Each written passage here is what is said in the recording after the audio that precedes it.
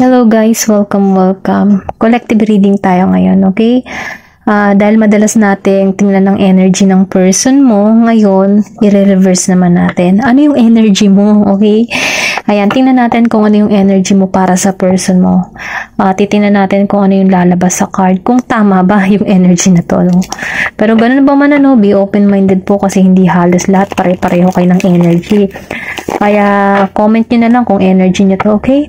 And thank you nga po pala sa mga nag-subscribe at sa mga bumabalik. Marami pong salamat. Start na ako. Give me the message. Anong energy mo? Okay? Anong energy mo sa person mo ngayon? Once na nakita mo, ano yung energy mo doon? Give me the message. Anong energy mo sa person mo?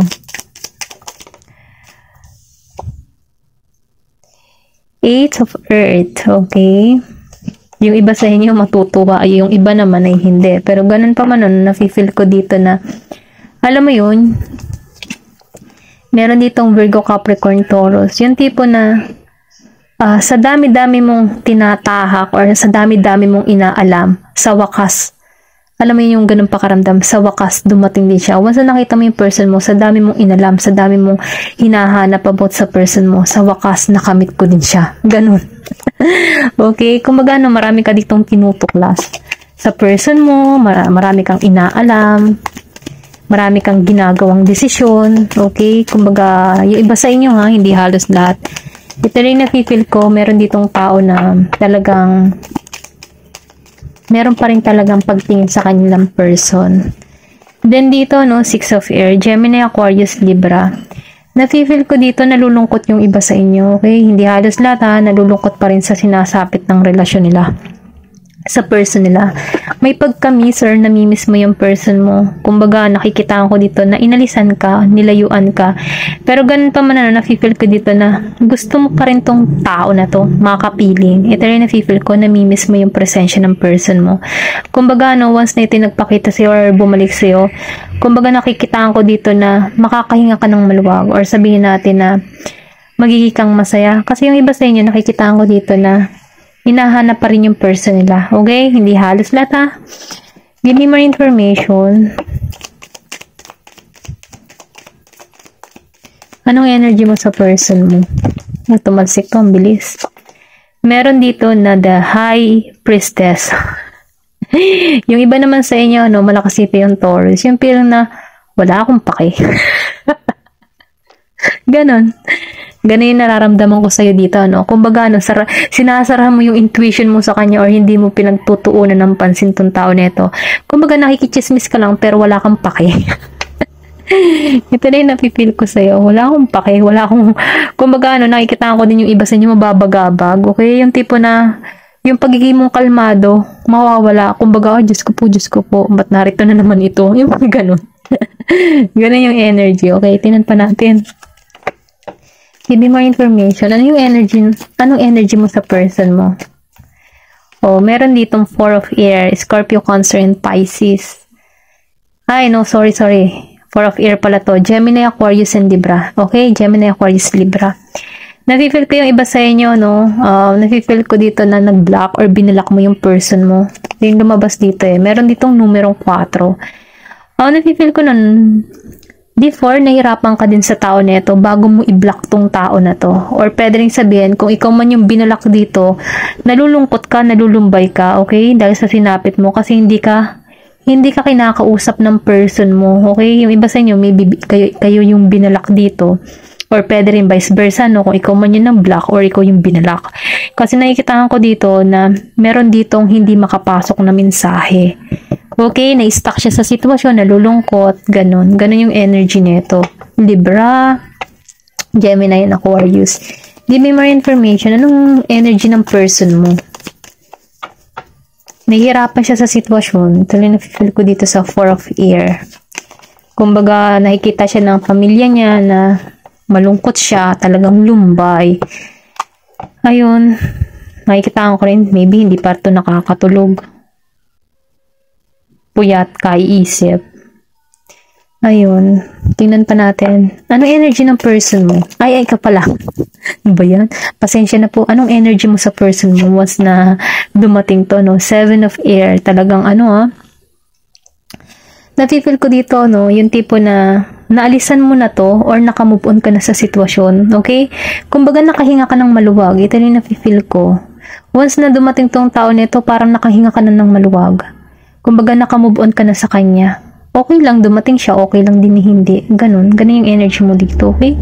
Meron ako nakikita dito ng Gemini, Aquarius, and Libra. Kumbaga nakita ko dito may betrayal na nangyari.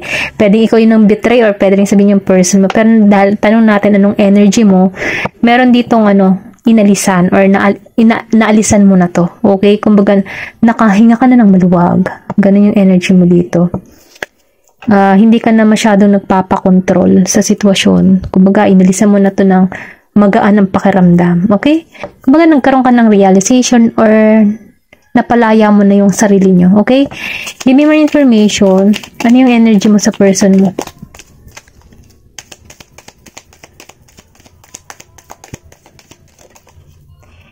Meron ditong The Empress reverse.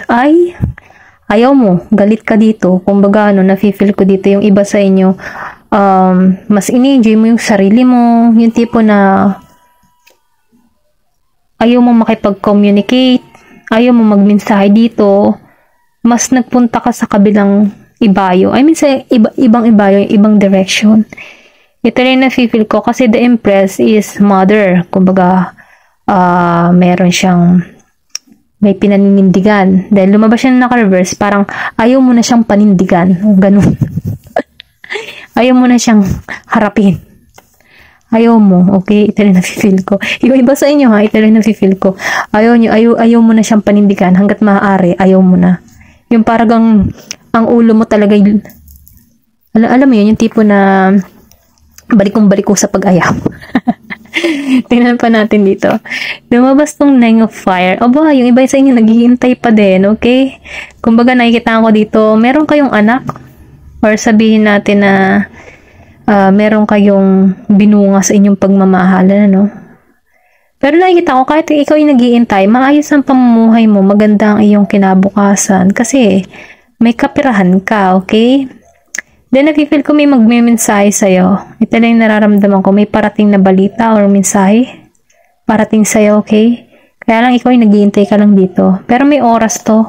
I mean, sa oras, nakikitaan ko dito na nag-iintay ka ng right time or iniintay mo tong tao na to na magbalik muli sa buhay mo. Okay? Hindi halos lahat, ha? Piliin nyo na lang kung aling part kayo dito. Tingnan pa natin kung ano yung energy mo. Give me more information. Anong energy mo sa person mo?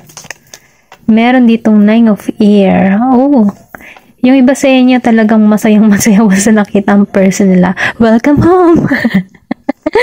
Ganun yung nakikita ko. Then, nafe-feel ko din dito, no? Meron ditong makaka-receive ng regalo.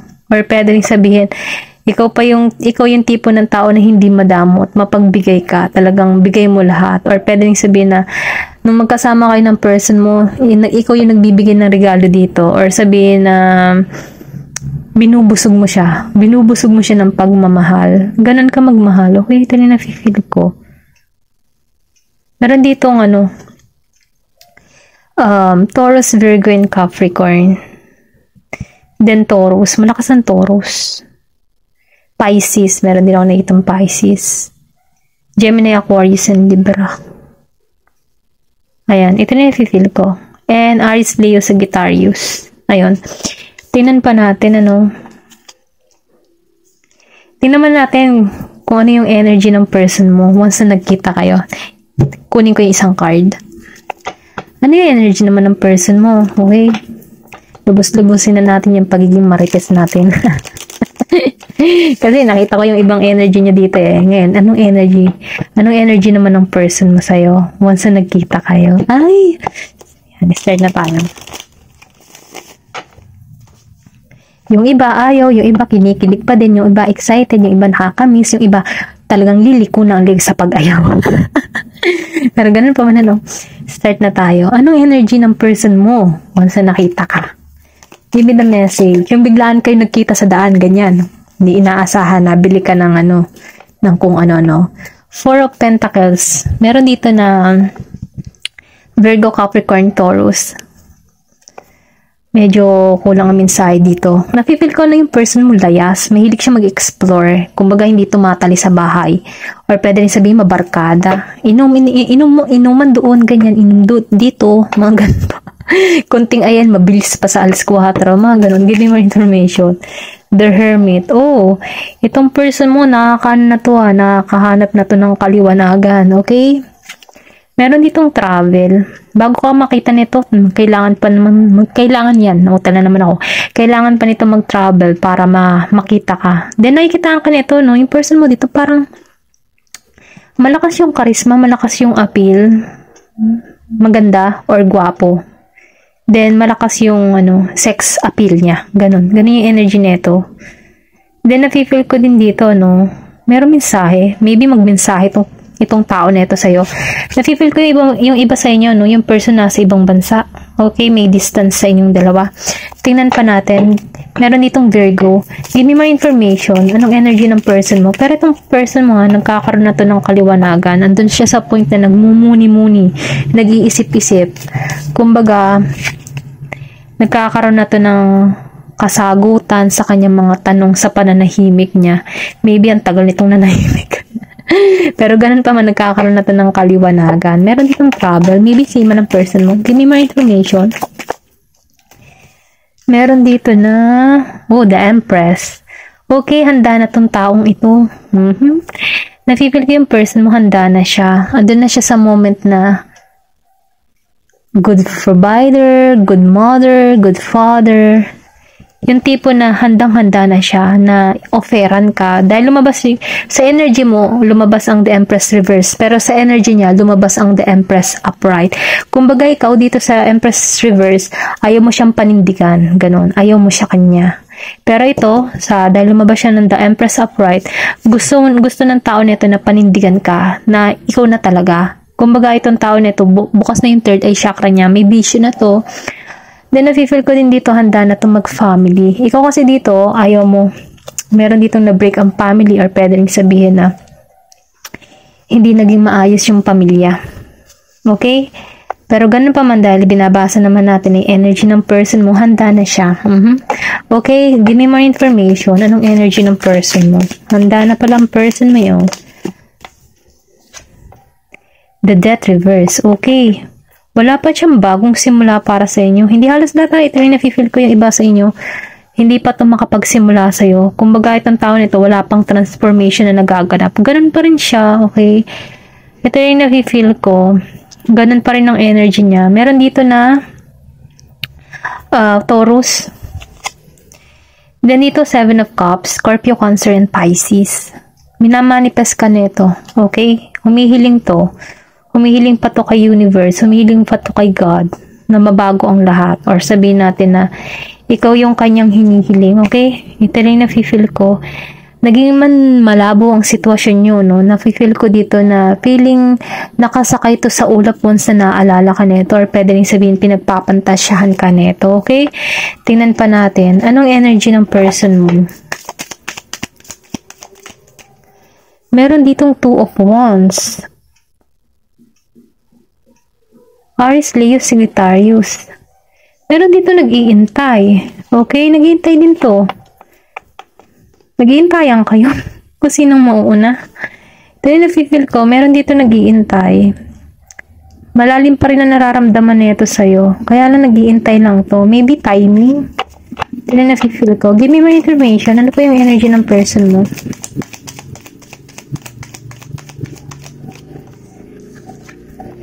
Meron ditong The Emperor. Okay, lumabas ang Empress at Emperor. Kumbaga talaga handang-handa na to mag-family. Or pwede rin sabihin, meron kayong kaibahan sa inyong edad. Okay? Meron ditong 5 years gap, 10 years gap, 7 years gap. Basta merong age gap. Okay? Ito rin na-feel ko. Kasi itong tao nito, The Emperor na lumabas. Then The Empress. Kumbaga, handa na to mag-family. Kasi dumating na si Hermit mood, kumbaga nagkaroon na to ng kaliwanagan. Nag-iintay lang siya in the right time. Nahiling to, okay? Ito lang na-feel ko kasi itong tao nito, talagang ano na siya, prefer na siya. Ito lang nakikita ko, marami na to nangyaring karanasan or experience sa naganap niya no, habang hindi kayo, matagal kayong walang komunikasyon. Itong tao na ito, kumbaga sinubok ng panahon kung paano siya naging ganito. Okay? Kumbaga, nararamdaman ko dito yung energy ng person mo, ano siya, good provider na. Or pwede rin sabihin ano, meron ditong Aries. Ito lang nafe-feel ko, good provider na to, maayos ng kalagayan, may dignidad, then may authority. Then, nafe-feel ko din dito, no, pag meron siyang pagka-business minded, ganun. Maybe may business to or meron na to sa buhay. Ito lang nafe-feel ko. Give me more information. Meron ditong 3 of Swords. So, meron ditong Gemini, Aquarius, Libra. Maybe meron kang person na Gemini, Aquarius, and Libra. Itong tao na ito, nasasaktan siya, okay? It really hurts. Yun, it really hurts. Na magmahal ng lubos. Alam niyo yung kantang yun. It really hurts. Nasasaktan to na tao na ito, okay? Ito yung nafe-feel ko. Umiiyak ang puso. Meron iba sa inyo, hindi pa rin nakakamove on yung person nila. Andun pa rin yung hapdi, yung kirot. Hapdi at kirot. Okay, give me more information. Meron pa dito, okay, the Hierophant reverse and the 4 of Swords. Okay, yung iba sa inyo, no, meron ditong person na Taurus and Gemini, Aquarius, and Libra. Malakas ang Gemini, Aquarius, and Libra. Itong tao na ito, no, sarado yung kanyang intuition, sarado yung kanyang kutob. Wala siyang kutob sa iyo, okay? Yung tipo na hindi ka kasi nagbibigay ng sign. Kaya itong tao na ito, wala siyang maramdaman kung andyan ka pa ba, okay? Tipo na, ano kaya, may pag-asa pa kaya ako sa person ko, mga ganun. Kasi sarado ang isip nito eh. Maybe yung person mo hindi siya masyadong ano, yung iba sa inyo no, yung person nila hindi masyadong madaasalin. Ito lang nafe-feel ko. Kaya sarado ang kanyang kaisipan, wala siyang makuhang kaliwanagan, okay? Pero ganun pa man, ano, nafe-feel ko dito, wala tong, yung tipong ano, yung iba sa inyo, wala pa rin natutunan yung person nila sa mga experience na nangyari sa kanila. Then, nafe-feel ko din dito, no, yung tipo na, yung emotion niya, masyado siyang sa kanya lamang, hindi niya pinapakita or hindi niya pinaparamdam yung emotion niya, ganun. Masyado tong malihim, Hierophant reverse. Then dito, no, sa 4 of Swords, Gemini, Aquarius, ayan, naulit, tal na naman ako. Gemini, Aquarius, and Libra. Nafe-feel ko tong tao na ito, nababagabag to. Ito lang nakikita ko. Hindi to mapakali. Okay? Pero ganun pa man, ano, maybe namimiss ka din ng tao na ito. Pero ganun pa man, ito lang yung nakikita ko. Okay? Tingnan natin kung ano yung gustong sabihin niya. Gusto niya sabihin sa'yo. Okay? Ano ba yung pinaka gusto niya sabihin? Meron kaya siyang masasabi pa sa'yo na hindi niya masabi? Give me more information. Ano yung masasabi ng person mo sa'yo? Gamitin ko tong si Hermit Tarot. I think so. Yes. Sa tingin daw niya, okay. Sa palagay niya, oo. Ganun. Meron ditong light. Maybe nagkakaroon na to ng kaliwanagan kasi lumabas ang The Hermit. Kakaroon na to ng kaliwanagan or pwede rin sabihin ito yung naging liwanag para sa kanya. Okay? Give me more information. Let me have you. Gusto ka niya. Gusto ka niya. Okay? Meron ditong 7. Give me more information. Ano yung gustong sabihin ng person mo sa'yo? Tumalsik to, ang bilis. Meron dito na, I meant what I said. Okay, sigurado siya sa kanyang sinabi. Ano ba yung sinabi niya sa'yo? Baka meron bago kayong nag-usap before, meron na itong nasabi sa'yo. Give me more information. You matter. Oh, mahalaga ka pala eh. Okay? Sigurado siya. Mahalaga ka. Okay? Ikaw yung nagbibigay liwanag sa tao neto. Niwiwish niya sana makamtan ka muli niya. And ikaw, I think so. Yes. Okay, give me more information. Meron ditong, they are waiting for you. Naghihintay itong tao na to sa'yo. Or pwede rin sabihin ikaw, okay? Vice versa na lang. Give me more information kasi meron ako nakikita ditong naghihintay. Pareho naman kayo naghihintayan. Kaya lang, pag pareho kayo naghihintayan at walang nakilos, hala, patay na. Nangyari na dun. Di ba? Walang pagkilos. I think we should see other people. Oh, yung iba naman sa inyo, yung person, talagang bumitaw na. Yung gusto niyang maka-experience din naman ng iba or pwede rin sabihin, ito yung energy mo. Yun yung pananaw mo na maigi pang tingnan din natin or makipag-ano tayo sa ibang tao or alam mo yun, makipagkita tayo sa ibang tao, makihalubilo sa ibang tao. Mag-explore, ganun. Ito yung nafe-feel ko. Meron ditong 37, 35. Give me more information. I think we should slow down. So, meron pa ditong gustong maging mabagal. Give me more information.